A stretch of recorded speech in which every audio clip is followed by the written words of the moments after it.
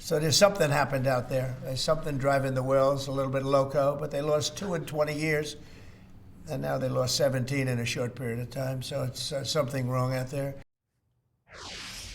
Make the whales sane again, thrive again. President Trump's administration blitz to end offshore wind farms hitting the coast of Nantucket with plans to reconsider one permit for one of the largest in the area, in the nation, in fact, South Coast Wind. You'll recall also in this area near Nantucket, one wind turbine famously breaking, dumping thousands of pieces of fiberglass into the ocean, washing ashore. It spurred a national conversation about wind energy's threat to marine life, all our lives, frankly.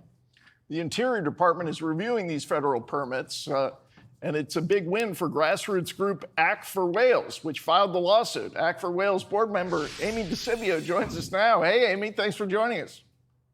Hi, James. Hi, Dagan. Thanks so much for having me on. Happy Certainly a lot of Nantucket homeowners traditionally have been very environmentally conscious, and I think this has been kind of a wake-up call, hasn't it? I mean, you're talking about the environmental damage from that turbine that left debris all over the beaches there, shards of sharp fiberglass.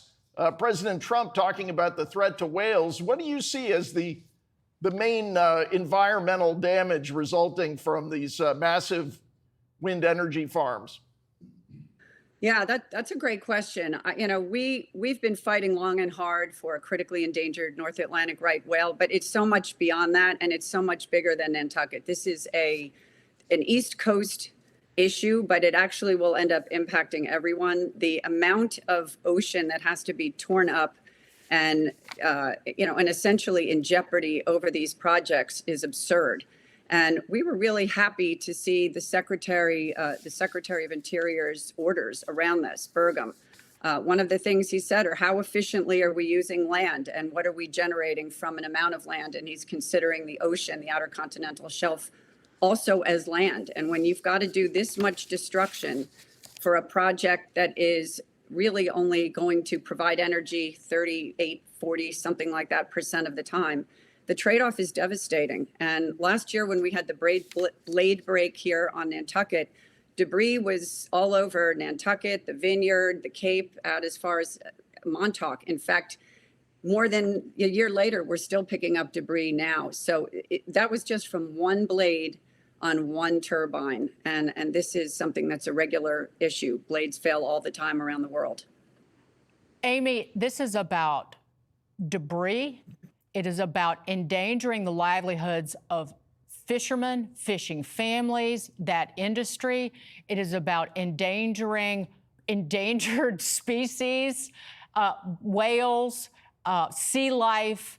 And it's also about a form of energy that is wildly expensive and that doesn't make any financial or economic sense. And I know that we were talking about in the intro the South Coast Wind Project, but the president's administration, President Trump, is also cracking down on another permitted wind farm, which is New England Wind 1 and 2. And New England Wind 1 and 2, which I know you're familiar with, and South Coast Wind, those are the combined are the second and third largest offshore wind farms in the country that have been approved. It's really incredible what the Trump administration has done so far in the name of environmentalism and intelligence. Yeah, and you named a lot of things that are wrong with these projects, but there are also serious national security concerns. And that is one of the other things that President Trump is hitting upon. So when we've got national security in jeopardy because radar is, severely compromised or can be severely compromised, that's a pretty legitimate reason to halt these projects. So we've been thrilled with what we've seen so far. This is the New England project. The New England Wind Project was a direct response to our lawsuit. The Department of Interior has asked to remand the case back. They want to re-review the permits, and they absolutely cited national security, and also shared usage of the outer continental shelf. So this is impacting our fishing industry, which actually loops back to national security. We need food security. We need to make sure that we don't have to import every ounce of our fish. And that is, that's a case that the fishermen are making, but I think that's a valid case as well. And I just want to point out, megawatt hour cost is 3 times or 4 times what we normally pay for wholesale power and electricity. None of it makes any sense. And Amy DiSibio, thank you for your fight, because it's not just about islanders.